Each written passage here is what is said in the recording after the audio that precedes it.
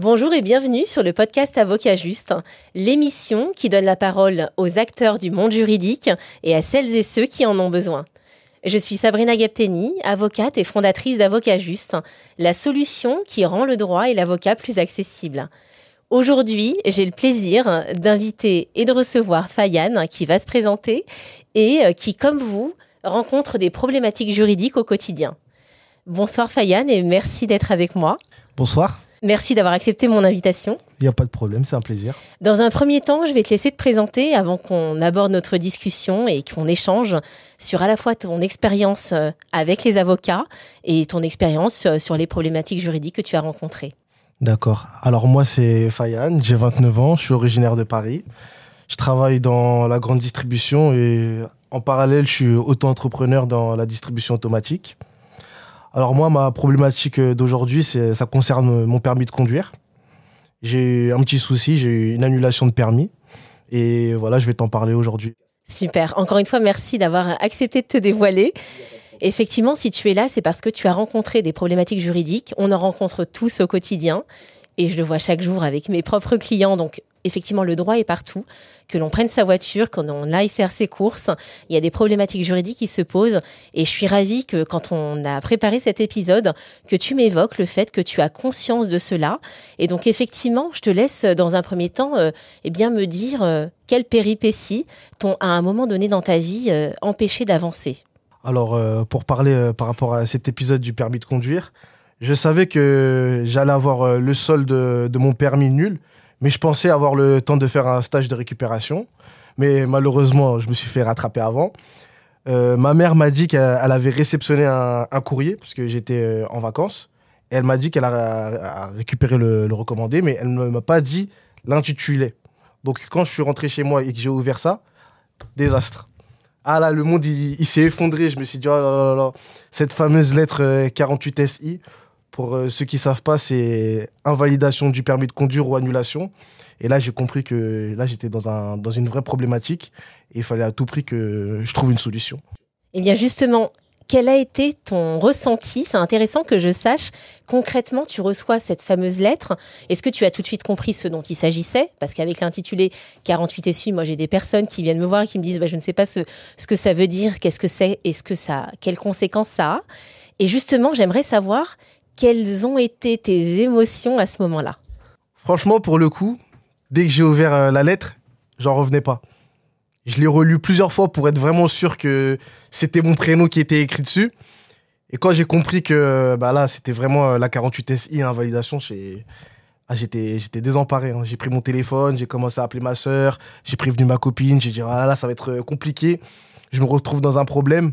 Et là, va falloir trouver une solution assez rapidement parce que le permis de conduire, c'est l'outil de travail. Eh bien, justement, c'est très intéressant ce que tu dis parce que quel a été finalement ton premier réflexe ? Tu parles du fait d'avoir appelé des personnes de ton entourage, mais tu parlais de solution. Quel a été ton réflexe ? Vers qui tu t'es tourné pour justement pouvoir trouver une solution ? Comme je l'ai évoqué, j'ai appelé directement ma sœur et ma copine parce qu'en général, dès que j'ai une problématique, je passe par eux pour avoir une solution pour qu'ils me rassurent. Ma sœur, pour le coup, j'ai pas réussi à la voir directement. J'ai appelé ma copine, je lui ai parlé du problème. Elle m'a dit, écoute, viens, on attend demain. Prends le temps de réaliser et on essaie de voir, on va trouver une solution. On va essayer de voir des avocats dans le secteur routier pour voir ce qu'on peut faire et tout. Mais ça va s'arranger, panique pas. Elle essaie de me rassurer comme elle pouvait, quoi. Et dès le lendemain, on a regardé et tout, et puis on a contacté un cabinet d'avocats. C'est intéressant. Donc, tu me confirmes que c'est ta copine qui t'a orienté, en tout cas qui t'a donné l'idée de contacter, en tout cas de chercher un avocat. C'est ça, oui. Tu n'as pas eu cette idée-là, toi, d'instinct ? Au départ, d'instinct, non, j'ai pas pensé directement à l'avocat. Mais dès qu'elle m'a parlé de ça, je me suis dit, on va faire ça. Ça t'a paru logique, finalement ? Après, ça m'a paru logique, plus rassurant. Je me suis dit, si on passe par un professionnel, j'ai des chances de le récupérer assez rapidement. Et puis, moi, je suis pas quelqu'un qui... Tout ce qui est démarche administrative, je sais qu'on peut tenter des choses tout seul, mais ça prend plus de temps. Et on est moins pris au sérieux que si on passe par un professionnel comme un avocat. D'accord. Et à ce moment-là, tu m'as évoqué le fait que c'est ta copine, avec elle peut-être. Comment s'est passée la recherche de l'avocat ? Est-ce que vous vous êtes assis tous les deux sur un canapé et vous avez sorti votre ordinateur pour aller sur Internet ? Concrètement, comment vous avez fait ? En fait, il y a plusieurs mois avant ça, on était tombé sur une émission, on était tombé sur le secteur routier et on avait vu un cabinet d'avocats qui défendait ses clients et qui avait d'excellents résultats. Ils arrivaient vraiment à déjouer tout type de procédures. Les clients, ils étaient satisfaits. Donc, elle a gardé ça dans un coin de sa tête. Et au moment des faits, direct, elle m'a reparlé de ça. Et je me suis dit, mais c'est évident. Dans cette émission, on a vu que ça s'est bien passé. Les gens, ils avaient l'air satisfaits. On a regardé sur Internet les avis et tout. Je me suis dit, bon, bah, écoute, viens, on les contacte et on essaie de voir directement si mon dossier peut être pris en charge. Parce que dans mon 48 SI, il faut savoir que toutes les pertes de points que j'ai eues, ça a été par radar. Donc, ça a toujours été par rapport à la vitesse. Il n'y a jamais eu autre ou un agent qui me verbalise. Jamais d'interpellation. Non, jamais. D'accord. Donc, je me suis dit, bon, c'est un dossier qui peut être plus que sûr. Ils pourront trouver une solution. Et on est d'accord que là, déjà, ta copine a retenu le nom de l'avocat qu'elle avait vu à la télé, j'imagine. Ouais. Grâce à ça, tu as pu faire approfondir tes recherches. Et au-delà de ça, j'imagine que, vu les problématiques qui étaient présentées à la télévision, elle s'est identifiée, tu t'es identifié à ça par rapport à ton cas qui était similaire. Clairement. C'est ça, hein ? Clairement. Super. Hein, c'est très intéressant. Et justement, alors, moi, je vois très bien que la profession d'avocat est souvent peu connue. Ouais. Peu connue, parfois mal perçue. Et avant de collaborer justement avec cet avocat, tu me confirmes que c'était la première fois que tu avais fait appel à un avocat ? C'était la première fois que j'avais fait appel à un avocat, pour moi en tout cas. D'accord. Et justement, avant de collaborer avec un avocat, quelle image tu avais de la profession ? Ça m'intéresse de le savoir. Alors, moi, les avocats, c'est des gens assez sérieux, qui sont rigoureux. On a tendance à avoir l'image de personnes, on les identifie comme pas des personnes ordinaires. Je sais pas si je vais réussir à donner un exemple. Je me vois pas croiser un avocat, par exemple, lors d'un barbecue ou d'une soirée en boîte et tout, alors que c'est des personnes comme tout le monde, dès qu'ils sortent du travail et tout, mais on les voit tellement dans une profession sérieuse, d'être là à défendre des gens dans des causes et tout, que... Tu les vois dans leur cabinet, que tu les vois dans leur cabinet, vraiment des gens sérieux avec des tonnes de dossiers. Okay. Tu te dis pas, alors qu'en soi, c'est des personnes comme tout le monde, hein, dès qu'ils raccrochent au boulot, bah voilà. Exactement. Moi, j'avais plus cette image-là. C'est intéressant, d'accord. Ah oui. Alors maintenant, je vais te faire la liste de certains préjugés et ça m'intéresse d'avoir ton avis là-dessus, puisqu'encore une fois, je trouve que la profession est très mal connue. Et il y a certains préjugés, effectivement, dont j'ai fait la liste et qui me paraissent intéressants. Je veux avoir ton avis là-dessus. Les avocats cherchent uniquement à gagner de l'argent. Ouais, je l'ai beaucoup entendu. Qu'est-ce que tu en penses ? En fait, le problème, c'est que malheureusement, sur certains cas, ça peut s'avérer vrai, mais après aussi, j'ai envie de dire, toute personne a son point de vue, et chaque avocat est différent. Si tu tombes sur un avocat d'une mauvaise expérience, tu vas avoir ce ressenti-là, mais si ton avocat, il a fait toutes les causes, il a fait les démarches nécessaires, il t'a montré qu'il était impliqué et tout, bah, tu peux pas te permettre de dire ce genre de choses. Parce qu'il faut savoir mettre le prix parfois. Parfois, c'est vrai qu'il y en a qui sont un peu chers, mais quand ton avocat, par exemple, tu es dans une affaire et permet de récupérer des centaines de milliers d'euros, bah, tu es bien content. Clairement. Là, tu es bien content de faire appel à lui. Donc, il faut savoir relativiser aussi. Intéressant. J'ai un deuxième préjugé. Les avocats parlent dans un langage que seuls comprennent. Après, oui et non. C'est vrai que quand tu ne connais pas du tout en droit et que tu es face à ton avocat et à l'avocat, par exemple, du parti adverse, tu vas les entendre déblater, parler de la loi, des articles et tout. Ça peut te paraître loin. Si tu connais un minimum tes droits et tu maîtrises un peu le sujet, bah, tu vas pas te sentir perdu. Mais après, c'est vrai que des fois, c'est un peu compliqué de tout suivre. Moi, c'est vrai que si j'écris avocat juste, c'est justement pour simplifier l'accès au droit. Les lois sont parfois rédigées effectivement par des personnes qui ne sont pas sur le terrain. Et effectivement, le jargon est parfois très complexe. Nous-mêmes, et on use de ça pour interpréter dans un sens ou dans un autre les textes qui sont rédigés, qui sont parfois très mal rédigés. Il est vrai que ça n'est pas la question des avocats à proprement parler, mais la question de la loi qui est parfois mal rédigée, en tout cas qui prête à interprétation. Intéressant donc d'avoir ton point de vue là-dessus. Un autre préjugé, selon lequel un avocat doit être un requin pour gagner. Qu'est-ce que tu en penses ? Après, ça dépend le secteur. Mais c'est vrai qu'un avocat, plus il est tenace, plus il a des chances de remporter l'affaire. Après, tout dépend, il a qui en face de lui, parce qu'il l'expérience joue aussi. Mais c'est vrai que quand tu es face à un avocat qui, en général, il aime bien aller droit au but, il lâche pas l'affaire, ça peut être compliqué pour toi. D'accord. Mais être requin, est-ce que ne pas lâcher l'affaire, c'est être un requin? Non, pas forcément. Moi, je dirais plus la détermination. Oui. Quelqu'un qui va jusqu'au bout, qui lâchera pas, quoi qu'il arrive. Super. Un autre préjugé que j'entends parfois, avoir un bon avocat, ça n'est réservé qu'aux riches. Qu'est-ce que tu en penses? C'est vrai que il y a des personnes qui estiment que plus tu paieras cher ton avocat, plus tu tomberas sur un avocat qui te fera facilement remporter une affaire. Mais oui et non. Parce qu'il faut savoir qu'il y a des avocats qui sont peut-être pas forcément renommés, qui sont peu connus du public et qui ont tout autant leur chance de gagner qu'un avocat de renommée. Il faut juste bien chercher. Des fois même le bouche à oreille. Parce qu'il y a beaucoup de gens qui ne connaissent pas forcément des avocats ou qui n'ont pas forcément accès aux réseaux sociaux et tout. Et qui ont été recommandés par des gens qu'ils avaient sollicité cet avocat-là, qui leur avait permis de résoudre pas mal d'affaires et tout. Et des fois, c'est comme ça que tu tombes sur l'avocat qui excelle et que tu veux plus lâcher. Donc, ouais, je dirais pas ça. Après, c'est vrai qu'il y a des avocats qui coûtent cher et qui sont très, très, très, très, très réputés et qui... leur réputation les précède. Oui, et qui peuvent apporter du résultat, bien naturellement. Donc après, c'est vrai que des fois, tu payes un avocat qui est excellent, mais après, il ne faut pas se fier non plus qu'à ça. La renommée ne veut pas toujours tout dire. Intéressant. Et tu vois, ça m'amène à un autre préjugé.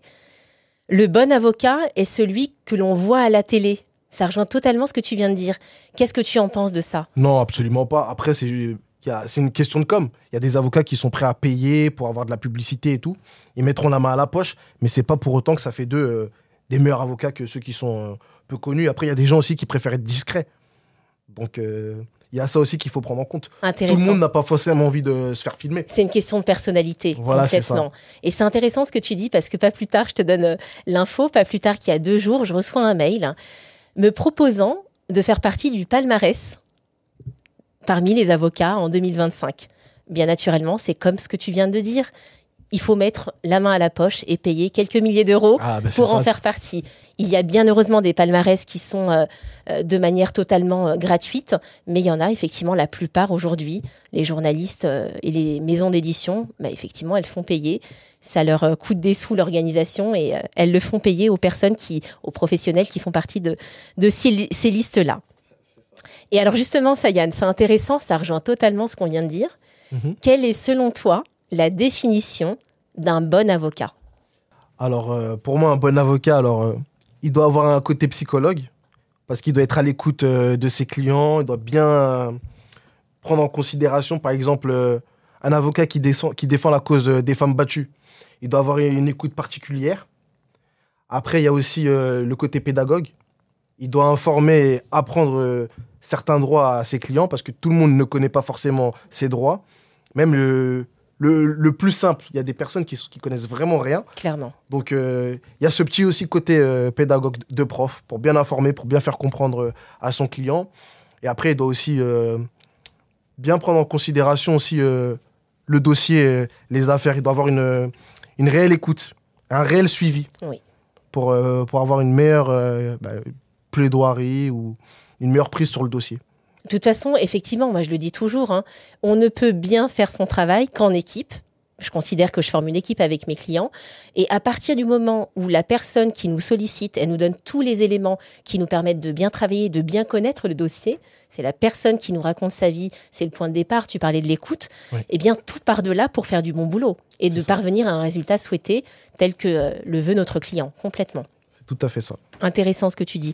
Et alors, pour revenir à ton expérience avec les avocats, ou l'avocat en tout cas, dont tu m'as parlé en matière de droit routier, de permis de conduire, est-ce que tu peux me dire comment tu t'es senti? Tu me parlais bien naturellement de la phase de recherche de cet avocat, tu regardes un peu sa réputation en ligne. Comment tu t'es senti quand tu l'as rencontré la première fois? Comment s'est passée cette rencontre? En fait, la première rencontre, elle a été lors d'un échange téléphonique. J'ai échangé avec l'avocate. Je lui ai expliqué comment ça s'était arrivé. Elle m'a parlé des procédures. Elle m'a dit, pour faire l'affaire courte, il faut que vous fassiez ça, ça, ça. Après, elle m'a parlé des modalités de paiement. Ensuite, dès lors où j'allais faire les étapes qu'elle m'a dit, elle allait m'envoyer un échange de mails pour m'expliquer les procédures et comment ça allait se dérouler. Elle m'a parlé aussi de la fiabilité de mon dossier et les chances que je récupère mon permis plus rapidement. D'accord. À ce moment-là, c'était suffisamment clair pour toi? C'était suffisamment clair. Et en fait, j'étais tellement aussi dans la panique et dans l'urgence que dès lors du premier échange, j'ai pas cherché à regarder d'autres cabinets, si je pouvais trouver moins cher. J'étais tellement dans le truc que je me suis dit non, je vais passer par eux, je vais pas chercher à me compliquer la tête. Donc tu étais en confiance finalement? J'étais en confiance, je paierai le prix. Intéressant. Et puis on verra bien comment ça se déroule. Intéressant. En tout cas, j'étais rassuré. Donc tu n'as pas fait de comparaison avec d'autres avocats. Intéressant. J'ai pas fait de comparaison. Je sais pas si c'était parce que j'étais dans l'urgence, j'avais vraiment pas envie de me prendre la tête, je voulais que ça aille au plus vite. Ok. Mais en tout cas, elle a su me rassurer dès le premier échange. Super. Et au moment où tu confies ton dossier, comment s'est passée la suite? Est-ce que tu peux me dire, au niveau du suivi, est-ce que tu as eu des échanges réguliers avec cette consoeur ou ce confrère? Au début, le premier mois, il y avait un échange de mails par rapport aux procédures. Elle m'a dit, voilà, on a fait ça, on a fait telle démarche et tout. Mais après, c'est moi qui ai dû relancer systématiquement pour savoir comment la procédure se déroulait. Parce que ça s'est déroulé en mai 2023. On a eu des échanges jusqu'à juillet 2023, tout allait. Et de juillet 2023 jusqu'à que je les relance, en décembre. Ah oui, quand même. Pas de son, pas d'image. De juillet à décembre, il ne s'est rien passé? Il ne s'est rien passé. Elle m'a dit, je reviendrai vers vous dès qu'on aura des suites. De notre côté, on a fait notre travail. On attend que le ministère nous réponde. J'ai attendu. Février, je me suis dit, attends, je relance quand même pour voir s'il y a eu des avancées dans la procédure et tout. Pareil, elle me dit, on attend toujours des réponses, on est comme vous et tout. Je me dis, bon, j'attends encore. Et le mois de juillet arrive, donc de février à juillet, il n'y avait pas de réponse, mais je n'avais pas relancé. Là, j'ai eu un premier souci, parce que je me suis fait contrôler en allant au travail. Parce qu'il faut savoir qu'on m'avait fourni un recours, où on me disait que je présentais ce recours pour montrer que j'étais dans des démarches, dans des procédures pour récupérer mon permis, et que je pouvais circuler. Sauf que ces policiers-là, ils m'ont dit, on va te ramener au poste, et on va démêler le vrai du faux pour voir si ton recours il est recevable ou pas. Et dès lors où ils m'ont dit non, j'ai contacté mon avocate pour lui dire là, je suis dans une problématique. Déjà, mon dossier, la procédure où elle en est, et qu'est-ce qui va se passer? Parce que là, je vais peut-être être convoqué et il va y avoir un problème. D'accord. Et alors, tu disais que tu n'avais pas eu effectivement de nouvelles. Qu'est-ce que tu peux me dire sur le fait que même s'il ne se passe rien, effectivement, la consoeur, elle n'avait pas de nouvelles de la part du ministère. Oui. Mais tu confirmes que tu aurais au moins aimé avoir un simple mail disant que, suite au recours déposé, 3 mois après par exemple, aucun retour n'a été obtenu à ce stade et que tu aurais aimé être informé même du fait qu'il n'y ait pas d'information finalement. En fait, oui, c'est ça le problème parce que cette procédure-là, elle met du temps et c'est vrai que le ministère de l'Intérieur, ils vont pas se précipiter pour répondre, il y a beaucoup d'affaires, il y a beaucoup de dossiers et tout. Donc j'avais échangé avec des amis à moi qui sont dans le droit pour savoir est-ce que les avocats ils me prenaient vraiment au sérieux ou bien est-ce que... On m'a dit, forcément, ce genre de procédure, ça peut mettre du temps et tout. Donc ça je l'ai compris. J'en ai même pas tenu rigueur. Mais c'est vrai, comme tu disais, le fait de devoir systématiquement les relancer, après elle me répond un mail sur 2, je l'ai eu un peu en travers de la gorge. Je me suis dit, attends, au début, on échangeait assez fréquemment, c'était fluide. Et là, si je ne lui envoie pas de mail ou si je ne lui parle pas ou si je ne sais pas de la contacter, silence radio. J'aurais aimé au moins me disent c'est toujours en cours et il n'y a rien. C'est intéressant ce que tu dis parce que ça permet, en l'occurrence aux avocats qui nous regardent, puisque ils vont également regarder cet épisode, de prendre conscience à quel point il est important d'informer ses clients à tous les stades de la procédure et même s'il ne se passe rien.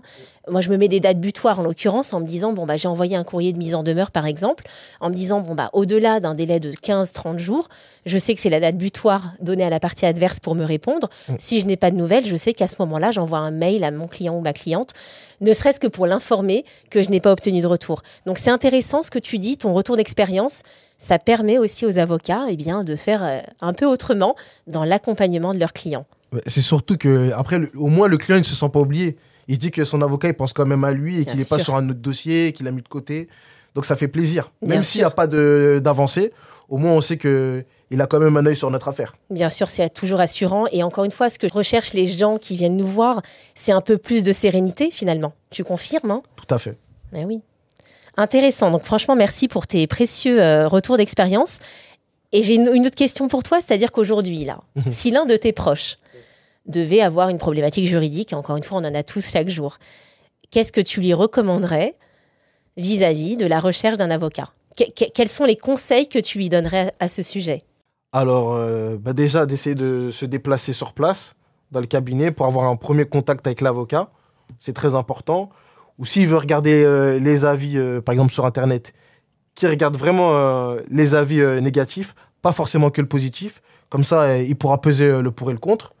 Et de ne pas se fier aussi que aux réseaux sociaux. D'accord, c'est intéressant ce que tu dis. Donc les avis, alors il faut savoir qu'il y a parfois des avis qui sont faux. Oui, qui sont personnels. Voilà. On peut avoir des avis, je te donne un exemple, j'ai des confrères qui ont des avis qui sont mis sur Google notamment par la partie adverse. Donc là, tu vois, ça biaise totalement la chose. Ça, c'est vrai aussi. Donc il faut vraiment faire attention à ce que l'on regarde également, que ce soit positif ou négatif. Mais dans les deux cas, les avis peuvent être vraiment biaisés. Et là, il est vrai qu'on n'a pas la main, si on nous met un mauvais avis et que c'est la partie adverse qui le met, avec un anonymat, parce qu'ils sont sous pseudo, on ne peut pas faire grand-chose et malheureusement... ça, c'est vrai, je suis d'accord. C'est délicat. Mais en tout cas, avoir au moins un échange humain avec peut-être ton futur avocat, je trouve que c'est important. D'accord. Alors, tu nous as pas dit, Sayan, parce que, encore une fois, je mets l'accent dessus, parce que quand on s'est présenté, quand on a discuté avant notre échange pour préparer ce podcast, tu m'as dit avoir une casquette de salarié et d'entrepreneur. Oui, tout à fait. Est-ce que, c'est important, ça me semble intéressant, est-ce que, avec ta casquette d'entrepreneur, tu as eu affaire à des problématiques juridiques? J'avais une société avec laquelle je travaillais, où j'avais un contrat. Un contrat où j'avais posé une machine à café et tout. Et ma problématique, elle est arrivée lorsque ce client-là voulait résilier le contrat. Ils sont en droit, ils ont le droit de résilier et tout. Sauf que dans ce contrat-là, il faut faire une demande 6 mois à l'avance. Et ça, ils ne l'ont pas respecté. Donc moi, dès lors, ils me disent qu'ils veulent le résilier. Ils sont dans leur droit, il n'y a pas de problème. Je leur ai envoyé un recommandé, des mails avec des échanges et tout. Sauf que quand je leur ai dit que maintenant que je vais retirer la machine et que vous avez résilié le contrat, vous devrez quand même me rémunérer à hauteur de jusqu'à la date d'anniversaire du contrat. Et ben là, les responsables de cette société-là, ils n'ont pas voulu l'entendre et ils m'ont fait comprendre que clairement, ils ne paieraient pas ou bien ils voulaient trouver un arrangement. Et je leur ai dit, écoutez, moi, je vous ai envoyé le contrat, vous me l'avez demandé 2 fois. Je vous l'ai envoyé 2 fois.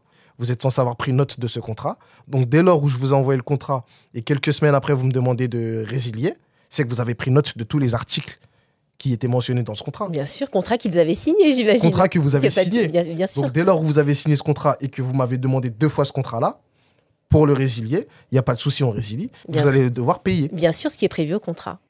Et jusqu'à aujourd'hui, la date d'anniversaire, qui est aujourd'hui, qui est aujourd'hui, alors on se parle, ils ne m'ont toujours pas rémunéré. D'accord. Et là, qu'est-ce que tu as fait? Est-ce que tu as fait quelque chose? Pour l'instant, j'ai fait plusieurs relances. D'accord. Et là, je pense que je vais faire une procédure pour faire une mise en demeure et tout, pour leur mettre la pression. Mais je me dis quand même que si je connaissais plus mes droits, déjà, je me serais fait plus respecter. Et même vis-à-vis d'eux, il y aurait en face d'eux, ils auraient quelqu'un de... Je ne sais pas si c'est plus sérieux ou ils auraient été plus craintifs, mais au moins, ils se seraient dit, ah, lui, on ne peut pas faire ce qu'on veut avec lui. Parce que je pense que... Clairement, je pense qu'ils ont dû me négliger. Quand ils ont proposé une résiliation, ils ont dû se dire, bon, ce gars-là, à mon avis, il ne va pas se prendre la tête, il va récupérer sa machine, et puis voilà. D'accord. Ils ont dû, selon toi, ils se sont dit quoi? C'est un petit jeune, il va laisser passer Clairement, ils ont dit, bon, c'est un petit jeune, voilà, il ne va pas se prendre la tête. Il ne doit peut-être pas forcément connaître tous les articles de son contrat, vu que je ne suis pas l'initiateur de ce contrat-là. D'accord. Donc je pense qu'ils ont dû se dire, bon, lui, à mon avis, on va... Tu as repris le contrat, toi, c'est ça? C'est ça, j'ai repris le contrat et les emplacements de ces machines d'un homme qui partait à la retraite. D'accord.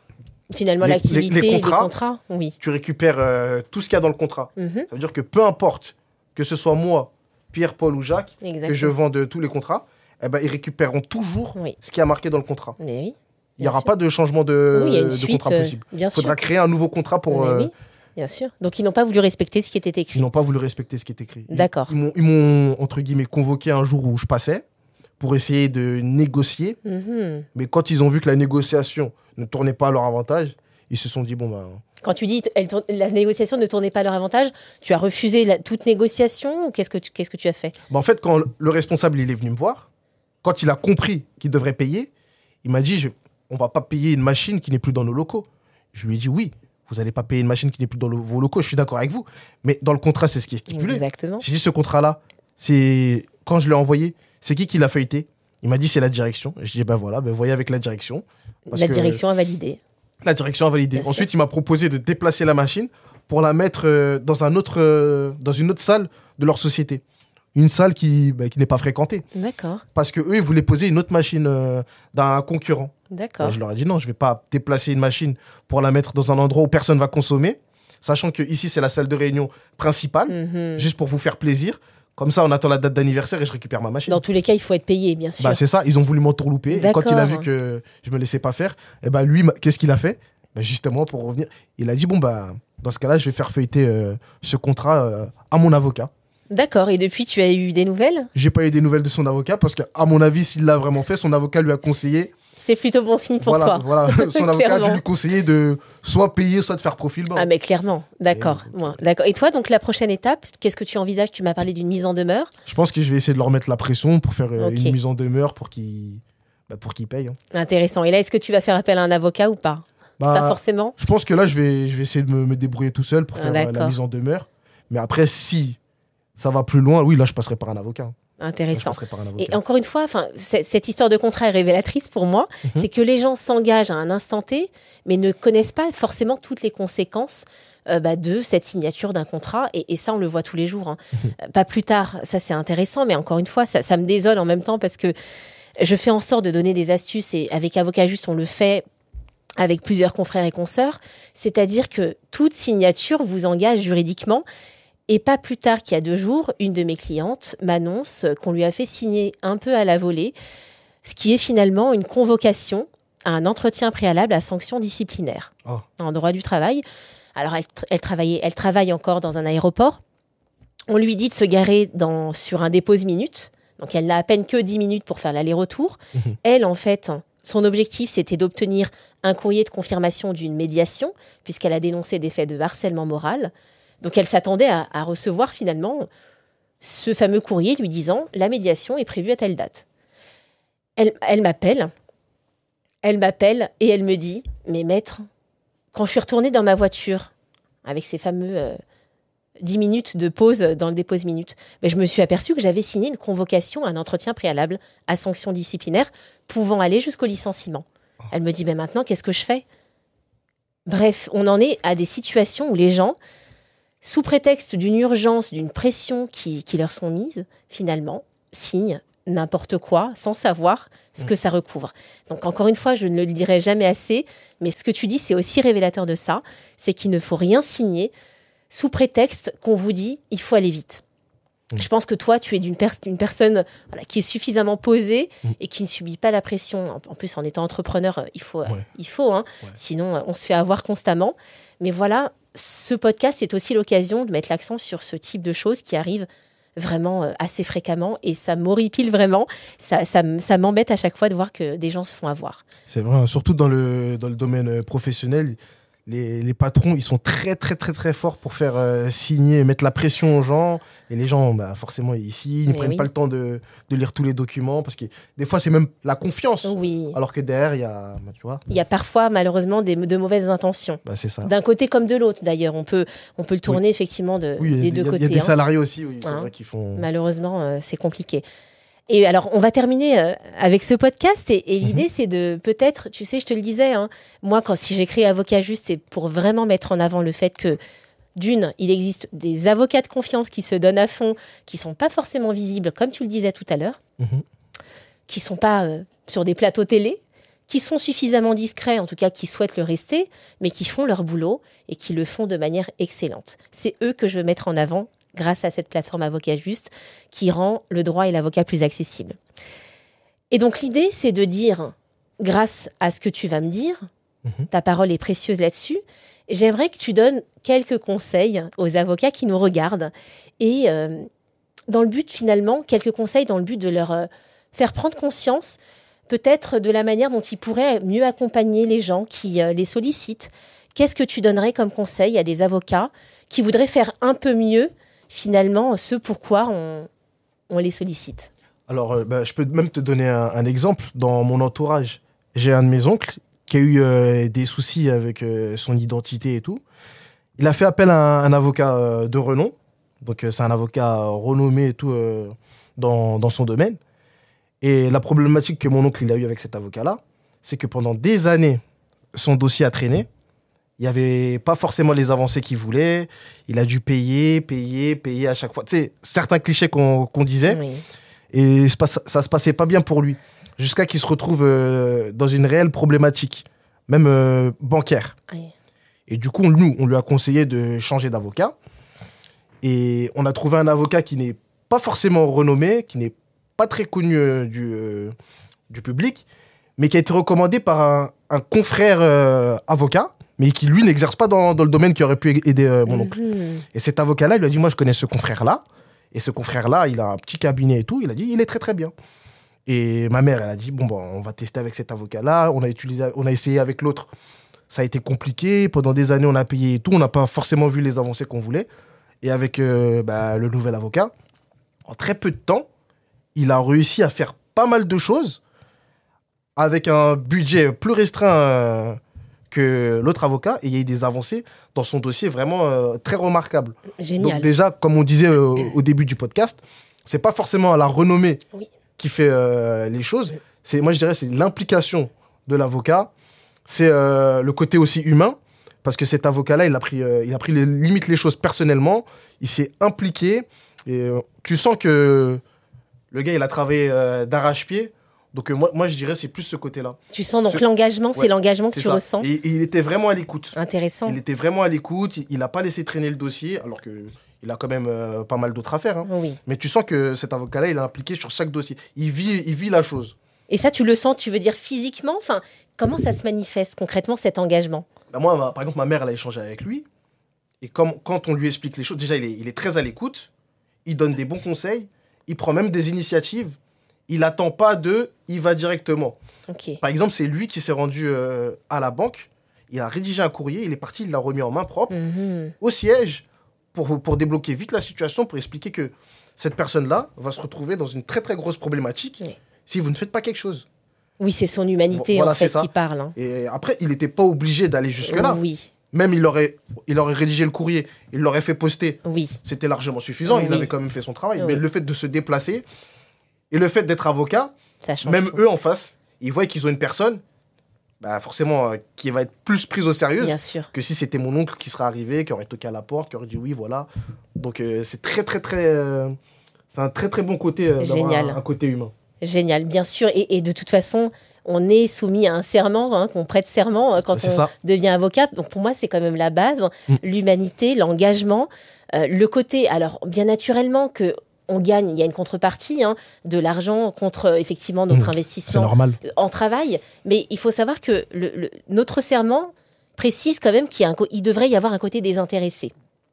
Encore une fois, raison pour laquelle, avec Avocat Juge, je tiens à ce qu'il y ait des initiatives, que ce soit le podcast, que ce soit le sommet virtuel de l'accès au droit que l'on fait chaque année. L'idée, c'est de rendre le droit et l'avocat accessibles par des conseils, des astuces juridiques qui sont accessibles à tous et qui sont des actions, finalement, des événements gratuits. Ça me tient aussi beaucoup à cœur. Et le réseau d'avocats de confiance que j'ai créé a vocation à rendre tout ça plus accessible.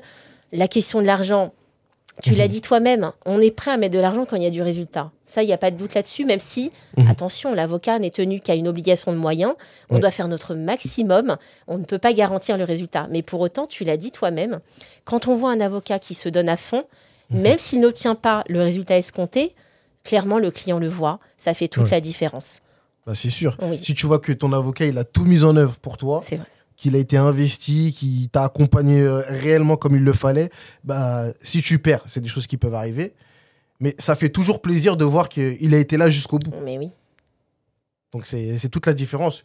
Je pense même que tu préfères même, je ne vais pas dire perdre l'affaire, mais être avec un avocat qui t'a réellement accompagné, qui s'est battu coûte que coûte, ça te fera plus plaisir limite que si tu gagnes une affaire avec un avocat qui avait totalement l'air désintéressé, Clairement. qui, des fois, il se pointait même pas au rendez-vous, qu'il a feuilleté ton dossier. Bien sûr. C'est toute la différence. Mais Toute complètement. la différence.